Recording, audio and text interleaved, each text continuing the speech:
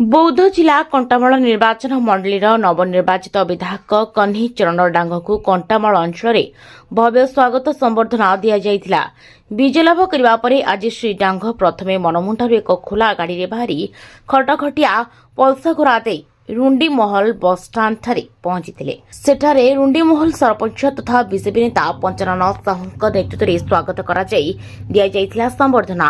ଏହି ସ୍ୱାଗତ ସମ୍ବର୍ଦ୍ଧନା କାର୍ଯ୍ୟକ୍ରମରେ ଜିଲ୍ଲା ପରିଷଦ ସଦସ୍ୟା ପଦ୍ମଳା ପ୍ରଧାନ, ବିଜେପି ନେତା ଅନନ୍ତ ଚରଣ ସାହୁ, ଉମାକାନ୍ତ ବାରିକ, ଏକାଦଶୀ କ୍ଷେତ୍ରୀ ଗଦାଧର ସାଲମା, ଅଶୋକ ବାରିକ, ବ୍ରଜମୋହନ ବାରିକ, ସନତ କୁମାର ବାରିକ, ବିରୁପାକ୍ଷ ବାରିକ, ରାମଚନ୍ଦ୍ର ଖଟୁଆ, ଗୁଲେଖ ସାହୁ, ଅନିଲ ପ୍ରଧାନ, ବିଜେପି ଯୁବନେତା ଦୀପକ କୁମାର ବାରିକ, ସିଙ୍କୁ ସାହୁ, ସନ୍ତୋଷ ସାହୁ, ଦେଶବନ୍ଧୁ ଖଟୁଆ, ବିନାୟକ ସାହୁ, ସାନୁ ସାହୁ, ହିମାଂଶୁ ଖଟୁଆ, ଦେବାନନ୍ଦ ଖଟୁଆ, ଟୁକୁନ ଖଟୁଆ, ପ୍ରଭାତ ଖଟୁଆଙ୍କ ସମେତ ଶତାଧିକ ବିଜେପି କର୍ମୀ ଉପସ୍ଥିତ ଥିଲେ।